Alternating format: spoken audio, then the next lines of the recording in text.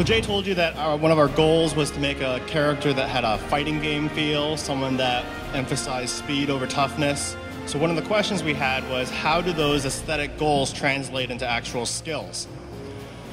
One of the things we knew we wanted to do was have a combo system. Other combo systems is definitely something that is familiar and reminiscent of some fighting games. Combo systems have also been seen in both Diablo 2 and World of Warcraft. So one of the goals for us is to say, okay, well, if we're going to do a combo system, how do we create a combo system that fits really well for a game like Diablo 3? If you take a look at the assassin from Diablo 2, her combo system, what we really liked is it emphasized two mouse button play. You know, you put one skill on the left, one skill on the right. It's great.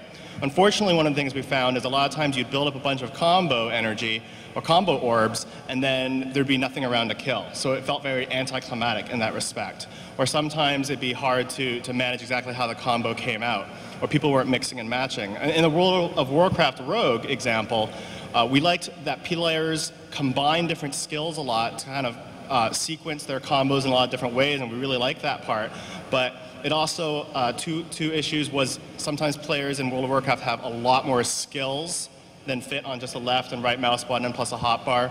And more importantly, it's hard for me to imagine building up 5 combo points on a target in a game where everything dies in one hit. So we had to do some iteration there as well. The first skill that we have to show you today is Way of the 100 Fists. This came from the aesthetic goal of feels like a brawler, feels like a fighting game.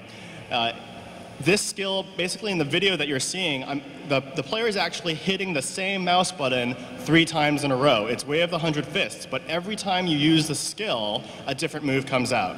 So the first time's a dash, and then you click the same skill again, multiple strikes come out hitting enemies, and then you click the same skill again, and it's an AoE. And so you can kind of see how this is a new thing for the Diablo license to have a combo system that feels a little bit more like a console brawler.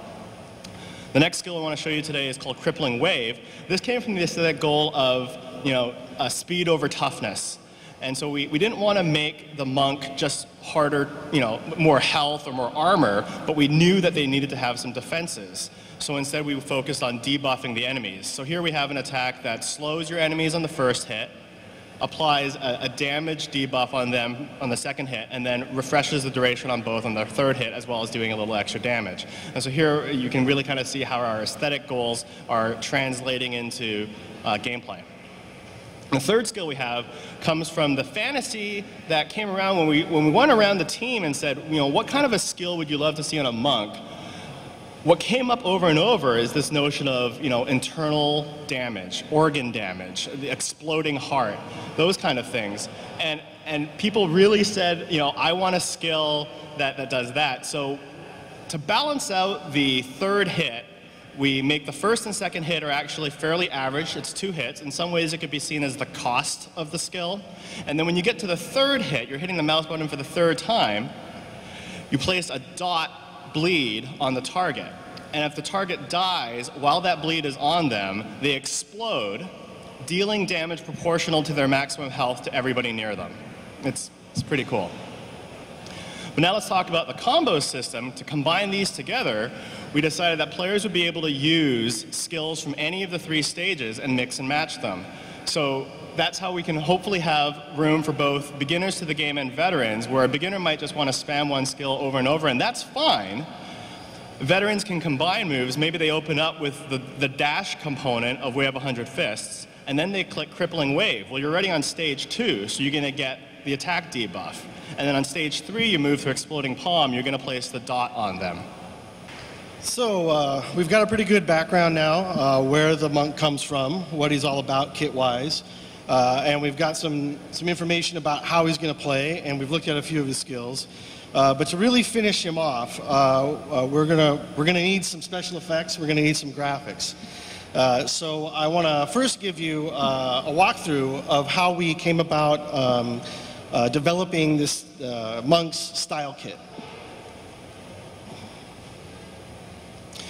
So the first thing is we wanted to get that feeling of martial arts action onto the screen. And so that means we, as effects artists, need to work really closely with the animators. They're the people that make things move. They're the guys that are really in tune with this stuff. So they're supplying us with a lot of animated actions that we take and then just sort of punch up. So the next ingredient in our kit is going to be, we wanted to get that holy vibe across. And the best way we felt that we could get that going would be to concentrate on the color palette for all of his skills, aiming solidly for things that are really golden and silvery, and that would evoke a holy vibe. So the last thing is we really wanted to get across this idea that you know, monks are kind of smart. They're learned. You know, they spent a lot of time in monasteries before they're sort of, you know, going to walk the earth. And the best way we could think to kind of get that vibe across was to give them some runes and sprinkle that throughout what they do.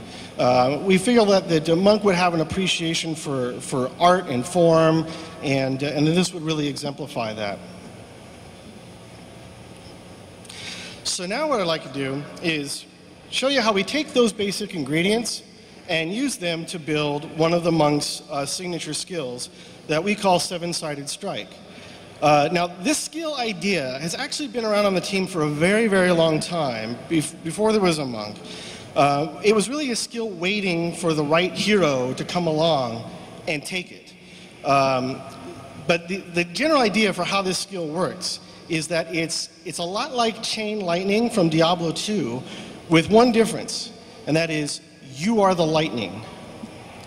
So what we want to do is go back to that original skill and kind of gather up the essence and move forward from there.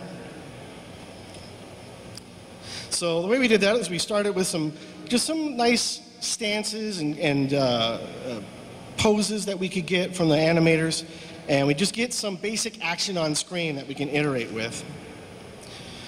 And then the next thing is, we talked about that holy color palette.